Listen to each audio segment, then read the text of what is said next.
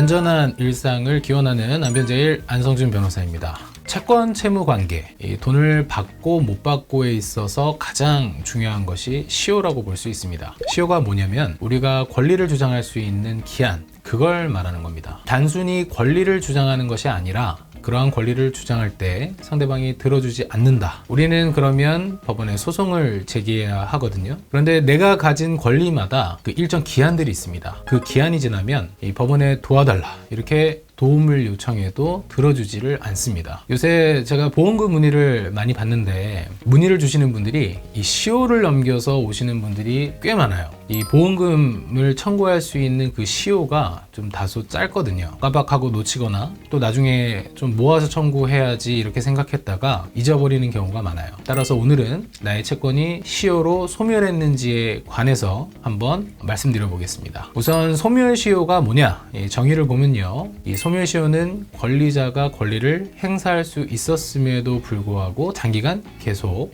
권리를 행사하지 않아서 이 소멸하는 것을 의미합니다. 드라마 우영우에서도 이런 대사가 나오는데 권리 위에 잠자는 자는 보호받지 못한다, 이런 말이 있어요. 몰라서 아니면 신경을 못 쓰고 깜빡해서 방치가 된 겁니다. 그러면 시간이 지났잖아요. 이를 확인하기도 힘들고 증거가 조작될 수도 있고 나중에 시간이 상당 부분 지나면 판단하기가 쉽지 않습니다. 또 이렇게 권리관계를 계속 또 오랜 기간 존속을 시키는 게 법적 안정성 측면에서 좀 맞지 않는다는 거죠. 그래서 우리 시효제도가 그런 권리관계를 알아서 정리시키는 겁니다. 그래서 꼭 법률 문제에 있어서는 내가 주장할 수 있을 상황에서 꼭 그 시기에 맞게 그 시기 안에 주장을 해야 합니다. 그렇다면 먼저 확인을 해야 하는 것은 이 나의 채권의 소멸시효 기간이 얼마인지 이 부분인데요. 기본적으로 일반 민사 채권은 10년입니다. 그리고 우리 상거래로 발생한 상사 채권은 5년이고요. 특수한 형태에 있어서는 단기 소멸시효가 있습니다. 우리 보험금 청구는 몇 년이냐면 3년이에요. 원래는 2년이었거든요.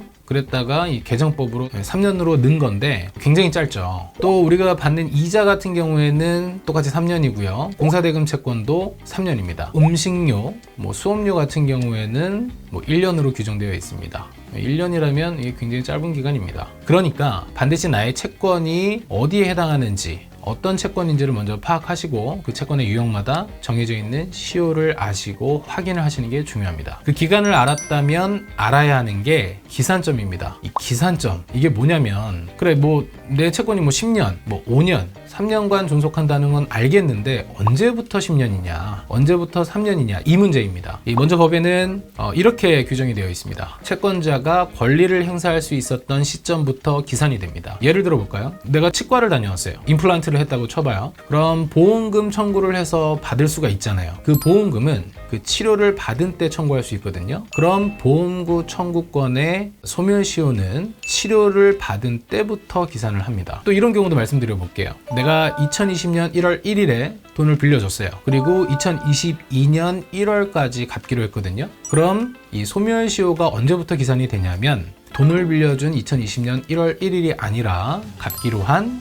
2022년 1월부터 10년간 상대로부터 돈을 받을 수 있습니다. 그래서 언제부터 시효가 기산되는지 그 시점을 살펴보고 내가 가지고 있는 채권의 소멸시효 기간을 확인을 하셔서 이 채권의 시효가 지났는지 따져봐야 됩니다. 우리가 장기간에 걸쳐서 이루어지는 단계별로 진행되는 채권이 있다. 그러면 그 개별 시기마다 기산점이 따로 진행될 수 있으니까 이거 유의하셔서 잘 챙겨보셔야 됩니다. 자, 지금까지 이 소멸시효의 기간과 기산점을 알려드렸잖아요. 기산점과 그 기간 동안 이를테면 내가 10년 안에 3년 안에 빌려준 돈 달라, 보험금을 지급해 달라 이렇게 청구를 했어요. 그런데 안 줘요, 상대가. 그러면 그 기간이 끝나면 그냥 끝납니다. 그냥 못 받습니다. 근데 이상하잖아요. 아까 권리 위에 잠자는 사람만 보호를 안 해준다 그렇게 얘기를 했는데 내가 분명히 상대한테 달라고 했는데도 불구하고 상대가 안 줬을 뿐이거든요. 그런 상황이라도 정해놓은 소멸시효 기간이 기산점으로부터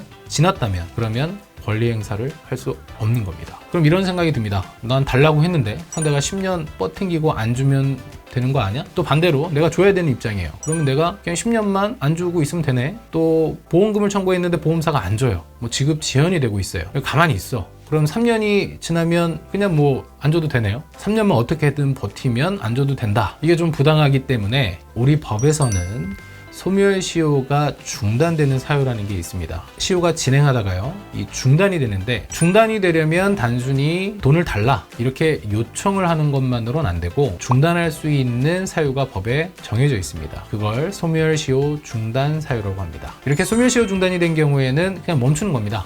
더 이상 진행이 되지 않고 이 중단 시점의 사유가 없어진 때로부터 다시 진행이 됩니다. 시효 정지랑은 좀 달라요. 시효 정지는 잠시 그 시효가 정지될 뿐이고, 중단은 다시 기산이 돼서 시효가 진행되는 겁니다. 쉽게 예를 들어서 보험금 청구권은 3년이잖아요. 근데 내가 1년째 되는 시점에 시효 중단을 시켰습니다. 그러면 그때부터 다시 3년이 진행이 되는 겁니다. 그럼 어떻게 하면 시효를 중단시킬 수 있느냐? 이 세 가지가 있습니다. 첫 번째는 법원에 소송을 제기하는 겁니다. 보험금 청구권은 3년이라 그랬으니까 3년 이내에 소송을 제기를 하면 됩니다. 그러면 소멸시효가 정지가 되겠죠. 이제 딱 보험금을 청구하려고 보니까 치료를 받은 지 한 2년 11개월 정도 됐어. 급해요. 바로 소장 내야 됩니다. 그러니까 이런 일이 생기게 되면 저희 입장에서는 굉장히 긴급한 상황이에요. 그래서 첫 번째 방법은 법원에 소송을 제기를 해야 된다.